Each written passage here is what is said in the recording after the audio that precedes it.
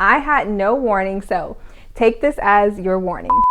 Hi guys, and welcome to the channel. It is Sincerely Valley. If you are a returning subscriber, welcome back. And if you are new, if you enjoy what I share with you in this video, be sure to hit that subscribe button and join our growing familia. So in this video, we're going to be talking all about Iceland. So you clicked on this video because you're thinking about visiting Iceland and you want to know what the experience is going to be like. You may be a female, a solo traveler, or just want to know what it's like for a person of color. So in this video, I got you covered. I'm going to give you the 411 on my experience and what Iceland is actually like. So stay tuned and you'll see what I have in store. It helps the speaker lead his audience into the scene he describes by creating an imaginary picture. Usually it's something that moves.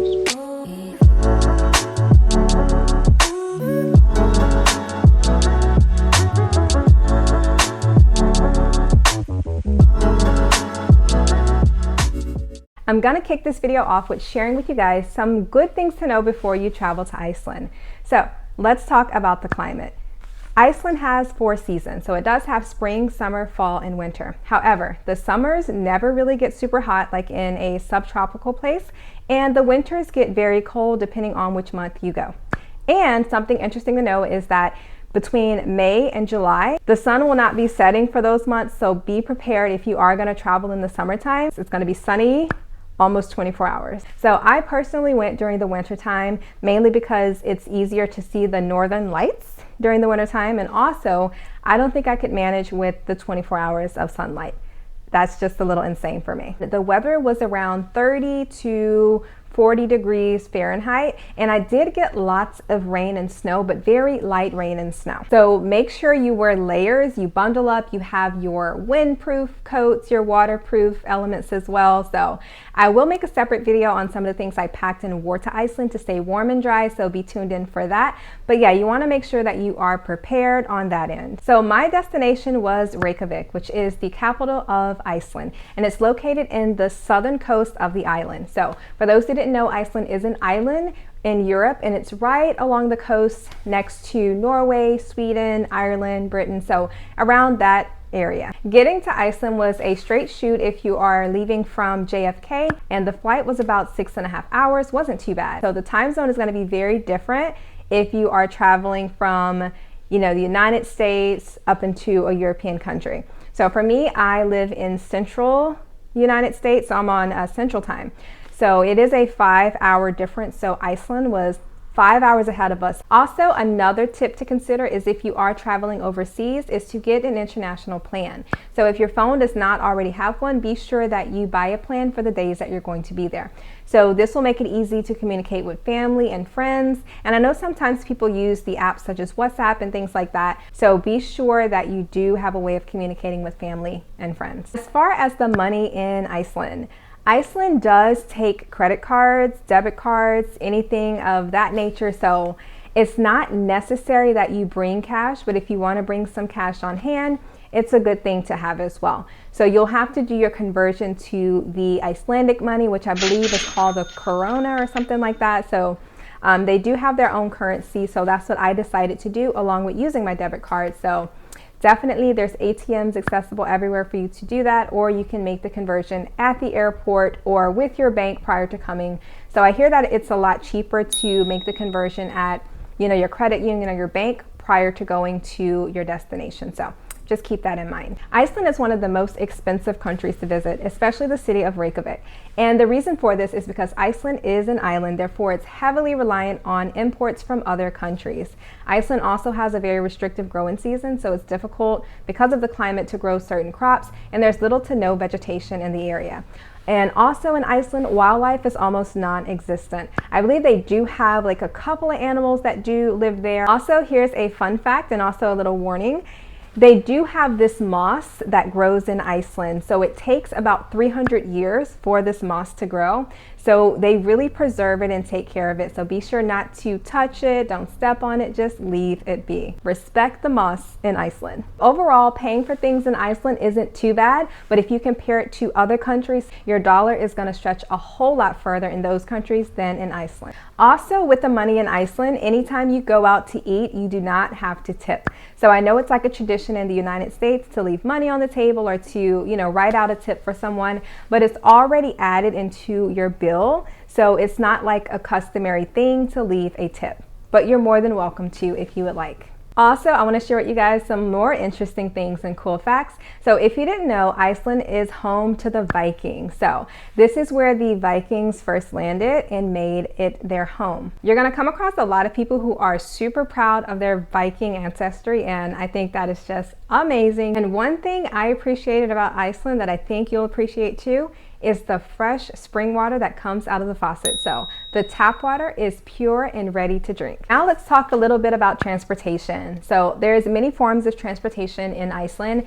People have cars, people walk, there is bus transportation, so the public bus system. So you're gonna see a lot of that in Iceland, so it's very accessible to get from point A to point B. And they do have taxi cabs as well. So what are the languages like in Iceland? So in Iceland, they do have their official language, which is Icelandic. And I hear it's like a mammoth of a language, so it's very difficult to learn Icelandic from what I've heard people say. The Icelandic language has some very long words, so it can be pretty intimidating. Also in Iceland, they do speak English, so there wasn't any language barriers because almost everyone on the island in that southern area in Reykjavik spoke pretty good English. So there really wasn't any struggle or language barrier there. So that was definitely a bonus. Also, one great thing to know is that Iceland is one of the safest countries in the world. So if you are a solo traveler, a female, and you have any concerns about going to Iceland, it is very safe. I've heard that the only crime that they have are little petty crimes maybe, but I felt safe walking out any time of the day. So morning, noon, nighttime. So I will attest that it was a very safe environment for me. Also, I want to just highlight the cleanliness of the streets in Iceland. In Reykjavik, the streets were so clean. It's quite a change from what I see in some parts of the United States. It's just very full of litter. But in Iceland, these people take care of their roads. So that was a really nice and refreshing thing to see. So most of us adventurers go to Iceland because we love outdoors and we love hiking. So that was my main motivation to want to venture out and visit Iceland in the first place. So I did do a lot of hiking trails there, which was absolutely beautiful. Iceland has some of the most gorgeous waterfalls. So definitely if you are going for adventure, you're definitely going to find it there. And one thing about Iceland's interesting geography is that it does have a black sand beach, but it's one of the most dangerous beaches in the world. So you would have to pay it a visit to know why. I'm gonna insert a video of me at the beach, and also it was snowing on that day too, so that was pretty cool. You just have to really stay away from the waves because if they catch you, you're just gonna be gone. So just be mindful of that. Do not get close to the water, but feel free to take pictures from afar. One thing I absolutely loved about Iceland was the food. The food there is top tier. When I say this is some of the freshest food I've ever had in my life, you could taste like 0 artificial ingredients. That is the whole truth, nothing but the truth, so help me God. So Iceland, they did a really good job with every dish that I tried. You're gonna find lots of Atlantic char, so different types of fish in Iceland. They also have really good soups. So I'm not really a soup person, but when I tell you every soup that I tried, from the tomato soup to the butternut soup, it was superb. So definitely if you are looking or if you are concerned about if the food is gonna suck or if the food is gonna be, good, just take it from me, the food was absolutely delicious. So, and one interesting thing about Iceland is they do have a dish which is considered as a delicacy, which is fermented shark. So I did not try the fermented shark just because of, I hear it smells kind of interesting and I hear the taste is pretty interesting as well. And I just wasn't ready for it. So I wasn't ready for that, experience yet. So definitely if you are all in for it, they have lots of it for you to try. Also in Iceland, they have their own national hot dog. So I did try one of the hot dogs, even though I'm not a big hot dog person. I did try it. It was pretty good. So definitely, if you want to try those two dishes, there's an abundance of it in Iceland. So those were some great things to know. And now I'm going to jump into my experience in Iceland. So being a Black solo female traveler, I'm going to share with you all the good things and all the not so great things that I'd experienced in Iceland. So let me start with this first question. What was it like being a Black person in Iceland, or a person of color in Iceland? So Iceland is not very diversified. So I did not see many people of color there. You could probably count them on one or two hands. So you will be a minority if you do travel to Iceland. Please don't let this fact deter you from traveling to Iceland. Okay, so I felt like I was treated like an American in Iceland rather than anything else. So I didn't feel people saw me as a Black person. So obviously they did notice I was Black. For the time I was there for almost a week, I did not experience any racism. There were people that glanced but did not stare, right? And one thing I loved about Icelandic people is that they mind their business. So, and I mean that in a really good way. So they're not gonna just stare at you or, you know, try to take pictures with you or of you like I've seen in some countries. They'll stop you in your tracks just to take a photo. So in Iceland, they'll probably take a look at you and just keep it moving. And I absolutely love that. The people in Iceland were also very kind. So any interaction that I had was very nice, very pleasant. Nobody was rude or nasty to me. So just from my experience, that was a plus as well. And another thing I noticed about a lot of the Icelandic individuals, especially the ones that were more young, kind of like in their 20s, early 30ish range, is that they're very stylish and they're very well groomed. So this goes for the men and women. I noticed like some of the younger generation had on nice little designer clothes. So not like American designers, but like Icelandic designs. And, you know, they really looked good, had their hair nice, had their makeup on. And I'm like, that's good. You know, that's a good thing to see. Now let's talk about the attractions. We're going to first dive into talking about the Blue Lagoon. So is it really worth it? If you don't know what the Blue Lagoon is, it is a large geothermal pool which individuals go to relax, to just vibe, and just have a good time, and also to take some really nice pictures. So although Iceland does have lots of natural hot springs around the island, the Blue Lagoon is not a natural hot spring, so it is man-made, but definitely it is a beautiful sight to see. And some cool perks about the Blue Lagoon is it does have a swim-up bar, and also you do get a free silica face mask, so that was something really nice. And also something very important to know about the Blue Lagoon is that it has a lot of silica in the water.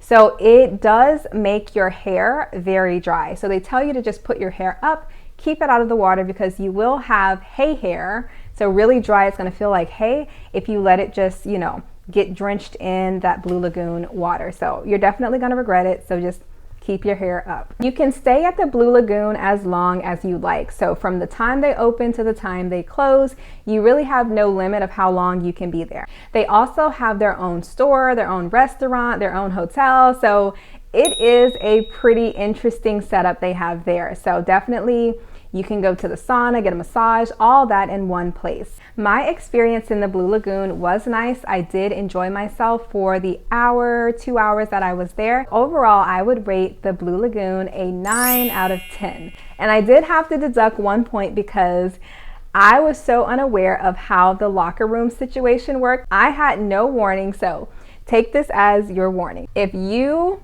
are uncomfortable stripping naked in front of a bunch of strangers, that's how the setup is in the locker room. So once you enter, you're given your locker, and you will have a bracelet as well, which will be your entrance into the Blue Lagoon. It'll be your open and close bracelet for your locker. A lot of people are just going to be ripping their clothes off and then jumping in the shower. Then they'll put their swimsuit on and go out to the Blue Lagoon. So just be mindful, if you are going into the locker room, you will experience nudity. All right, so if you're uncomfortable seeing that or doing that, just, you know, I warned you, okay? Because nobody warned me. So just be mindful of that. Also, the second activity I did while in Iceland was go on a Northern Lights tour. So the Northern Lights tour basically takes you out to a location where you are highly likely to experience seeing the Northern Lights. So you're gonna have a tour guide, and our tour was about 2 hours long. So I was all bundled up because I was, I knew what the weather was going to be like, so I made sure to put all my layers on. We stayed out for about 2 hours. I will say it was a little difficult to see the Northern Lights. My best advice is to not have your expectations too high. I would also advise that you bring a professional camera if you can, because it was so difficult for me to see the Northern Lights with my naked eye. It was so hard, guys. So I was kind of disappointed because I wasn't able to see, like the ones on the photos. You see, it looks like the lights are everywhere, just going crazy and wild.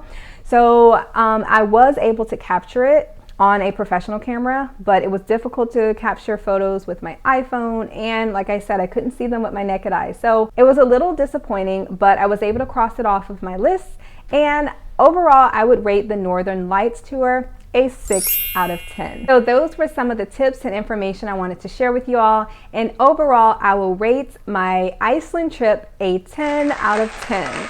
So regardless of some of the things that I mentioned that disappointed me, overall it was a great trip, and if I could go to Iceland every year, I definitely would. I would have to say Iceland was one of the most adventurous, beautiful trips that I've ever went on, and it was such a great experience for me. Give it a try, go to Iceland, don't be afraid, just do it. Thank you guys so much for watching, and if you found this video valuable, be sure to subscribe to my channel, like, share, comment, and tell me your thoughts on Iceland. Would you go, and what would you like to experience most if you traveled to this beautiful island?